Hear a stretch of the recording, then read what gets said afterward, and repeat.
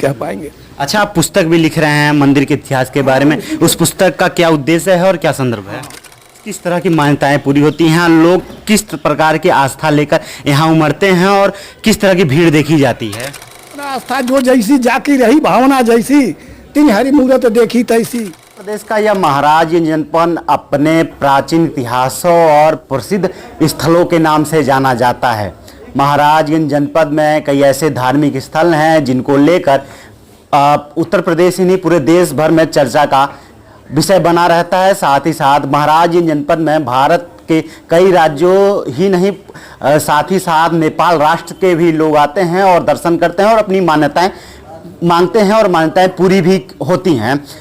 इसी प्रकार हम मौजूद हैं उत्तर प्रदेश के महाराजगंज जिले के अंतिम छोर पर, जहां एक मंदिर स्थापित है जो इतिहास के पन्नों में यह बताया जाता है कि इस मंदिर में महाराजगंज की पावन धरा से करीब सैकड़ों वर्ष पहले पंचमुखी शिवलिंग इस धरा को चीरते हुए बाहर निकले थे, जिसके बाद से उनकी पूजा अर्चना हुई। पूजा अर्चना इस प्रकार हुई कि साथ ही साथ लोगों की इस तरह भीड़ लगी और लोगों की मान्यताएं पूरी हुई, जिसके बाद से यह मंदिर उत्तर प्रदेश ही नहीं पूरे देश भर में प्रचलित हो चुका है। आइए हम इस मंदिर के इतिहास के बारे में जानते हैं और पूरी बात यहाँ के जो पुजारी हैं उनसे जानते हैं। बाबा जी, मंदिर के इतिहास के बारे में कुछ बताइए। यह मंदिर तो बहुत प्राचीन है और भगवान शिव स्वयं प्रकट हुए हैं। क्या मान्यताएं हैं, कितने सैकड़ों वर्ष पहले यह मंदिर प्रचलित हुआ? ये तो सन 1962 में इनका जो है कि मंदिर का निर्माण किया गया। कहने का मतलब कि वो तो प्राचीन है, लेकिन मंदिर के ऊपर ही मंदिर का निर्माण हुआ।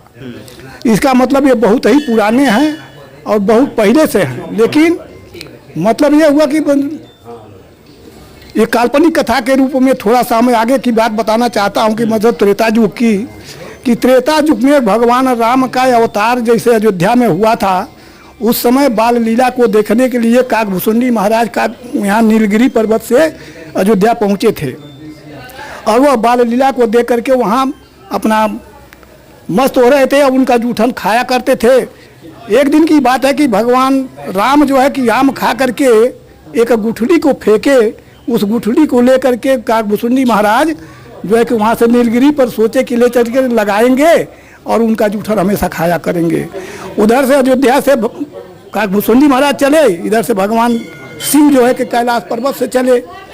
ऐसा संयोग बना कि दोनों का मुलाकात जो है कि इसी इटहिया मंदिर पर हुआ, पंचमुखी शिव मंदिर इटहिया। काकभूषुंडी महाराज और भगवान भोलेनाथ का मुलाकात करने का यही केंद्र बिंदु है। यही दोनों से मुलाकात हो गई।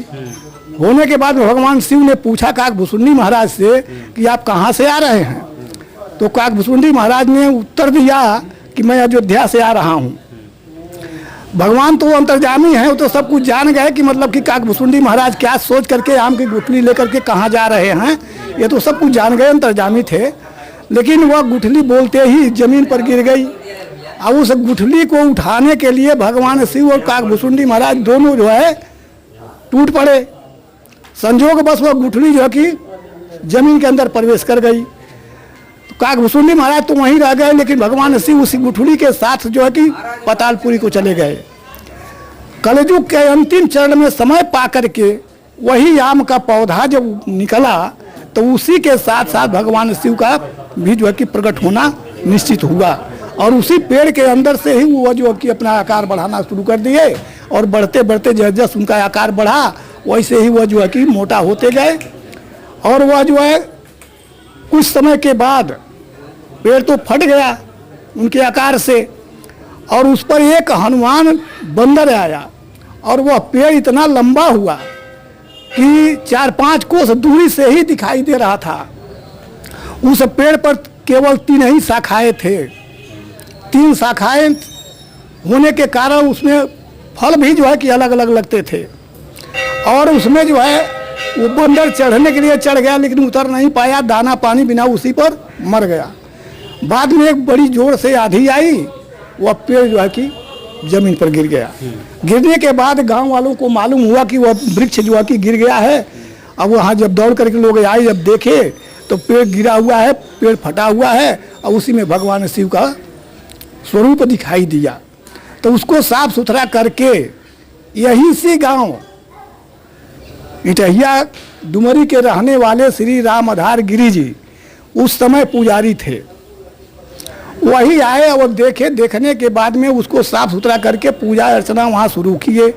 उसके बाद में एक लंगड़ा बाबा के नाम से जो प्रसिद्ध थे, जो नेपाल में रहा करते थे, वो सुन करके ये आए और यहाँ आ करके एक समिति बनाए और समिति बना करके और उसी समिति के चलते अब धीरे धीरे इनका प्रचार प्रसार होने लगा। एक राधे श्याम नाम के जो सुरती बेचने वाले थे उनको जो है कि ठेलिया छपवाने के लिए आदेश किया गया और वो छपवा करके धीरे धीरे उससे चंदा वसूली करना शुरू कर दिए और जब पैसा इकट्ठा होता गया वो उसी तरह से धीरे धीरे काम बढ़ने लगा। लेकिन उसी बगल में जो है, जब पेड़ गिरा, जब वो बंदर मर गया था, उसी बगल में हनुमान जी का मंदिर भी बना था। उस समय इतनी वक्त जो है प्रशासन जब आया तब से वो मंदिर जो है कि साकिस्त होने के नाते हनुमान जी का मंदिर हटा करके दूसरी जगह कर दिया गया है। ये साक्षात की बात है। लेकिन प्राचीन जो है, जो हम जो कि त्रेता युग की बात जो हम किए हैं, तो वो तो काल्पनिक समझ जाइए कि काहे कि उस समय कोई नहीं था। वो बात तो त्रेता युग की थी। लेकिन आज जो है उसी पर हमको जहाँ तक समझ में आया वहाँ तक हम इसको, और बड़े दूर दूर से लोग आते हैं इनका नाम सुन करके। ये पंचवा धाम के नाम से भी प्रसिद्ध है। पंचमुखी शिव मंदिर इटहिया पांचवा धाम के नाम से प्रसिद्ध है। बाबा धाम तक और चारों तरफ से लोग आते हैं, इनका दर्शन पूजन करते हैं और जो मान करके यहाँ से जाते हैं वो सब उनकी मनोकामना पूर्ण हो जाती है। बाबा जी, किस किस तरह की मान्यताएं पूरी होती हैं? लोग किस प्रकार की आस्था लेकर यहाँ उमड़ते हैं और किस तरह की भीड़ देखी जाती है?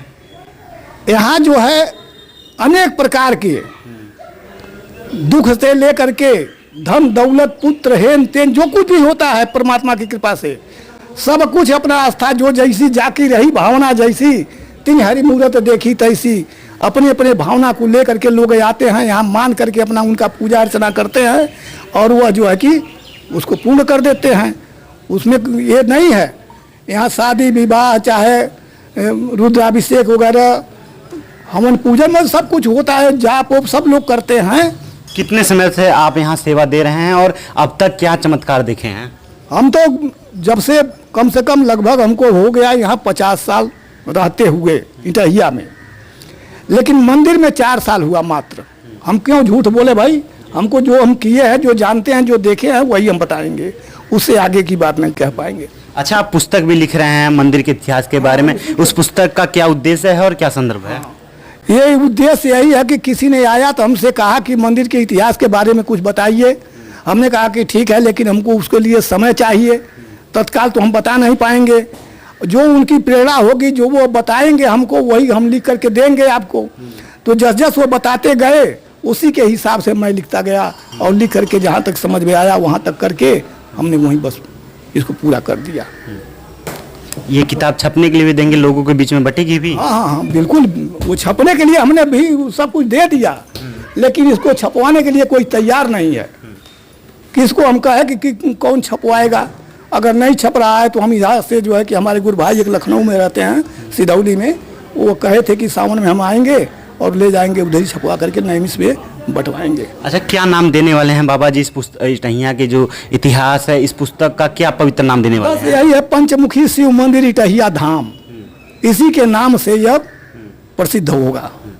हमारे साथ बातचीत करने के लिए इटहिया धाम के मुख्य महाजी हैं, जिन्होंने इटहिया मंदिर के इतिहास के बारे में विस्तार से चर्चा की और एक पुस्तक भी इस पूरे इतिहास के बारे में लिख रहे हैं और इस पूरे इतिहास को संजोने के लिए इस पुस्तक का भी विमोचन करने वाले हैं।